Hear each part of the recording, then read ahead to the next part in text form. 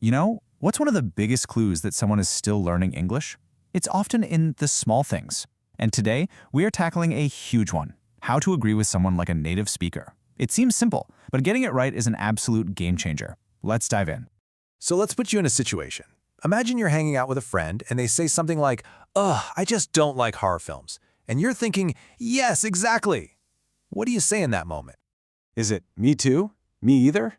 Maybe so do I? Or neither do I? It is so easy to get tangled up here, right?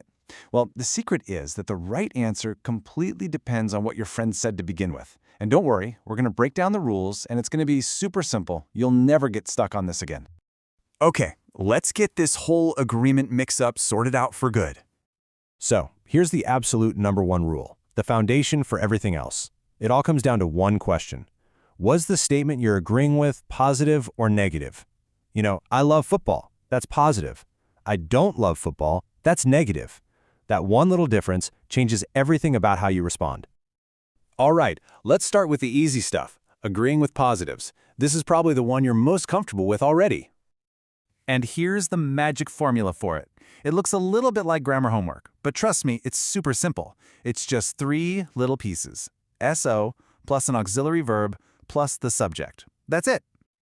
Now you might be thinking, hold on, what's an auxiliary verb again? No worries, it's just a fancy term for a helping verb. You know them already. Words like am, is, have, will, can, or do. They're the little engine that makes this whole agreement machine run. Okay, look how this works in real life. If someone says, I have been to Japan, you spot that helping verb, have, and you just pop it into the formula. So, have I. Easy, right? Same for my daughter goes running. The hidden helper verb is does. So you say, so does my son. See, you're just matching the verb. The cool thing is you actually have options. So if someone says, I can speak Spanish, you can use our new formula and say, so can I. That's perfect. Or you could just say, me too. Super casual, super common. Or another one you'll hear all the time is, I can too. All 3 are great, they just have a slightly different feel. All right, part 1 is done. You've totally got the positives. Now let's flip the coin and tackle the negatives. It's very similar, I promise.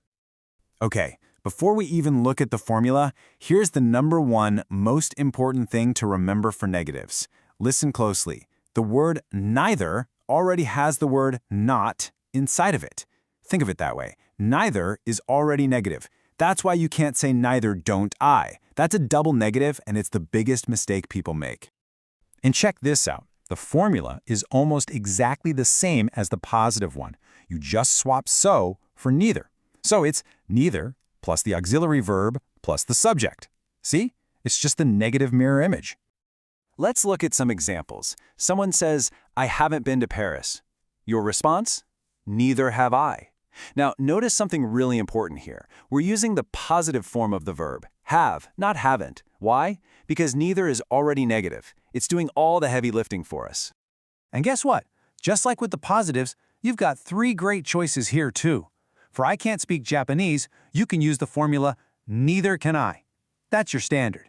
The informal casual version is, me neither. It's the perfect twin to me too. And another really common one is, I can't either. They all mean the same thing. Okay, so this all seems pretty straightforward until you run into a sentence which you can't find the helping verb. This is the part that trips a lot of people up, but there's a super simple secret to solving it. Yeah, exactly this. Your friend says something simple, like, I like dogs. You look at that sentence, there's no am, no have, no can. So where does the do in so do I come from? What's the rule? Well, here's the secret, and it is beautifully simple. If you can't see an auxiliary verb, you just use a form of do. That's the whole trick. You use do or does for the present tense and did for the past tense. Simple as that. So let's walk through it together. The sentence is, I like pop music. Step 1, look for a helping verb. Nope, none there. Step 2, what's the main verb? It's like, and that's present tense. Step 3, so what's our magic helping verb for the present tense? It's do! And finally, step 4, just build the phrase. So do I. You can follow these exact steps for any sentence like this. Okay, so we've got all these different ways to agree. Me too, so do I do too. How do you choose which one to use?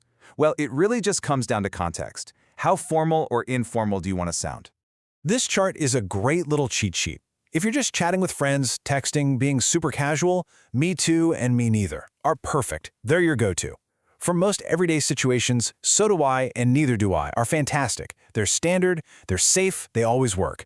And if you're in a slightly more formal setting, maybe a work meeting, I do too and I don't either sound a little more polished. Okay, theory time is over. You've learned the rules, you've seen the examples. Now it's time for a quick pop quiz to lock it all in. Ready? All right, your turn. Your friend says, I won't be late. Okay, first, is it positive or negative? Negative. So how would you agree? I'll give you a second to think. And the correct answers are, neither will I, me neither, or I won't either. The helping verb was will from won't. If you got that, awesome job. All right, last one. This one's a little trickier. I arrived 10 minutes ago. Okay, it's a positive statement, but do you see a helping verb? Nope. So think back to our special rule. What's the hidden verb here? Yes, you got it.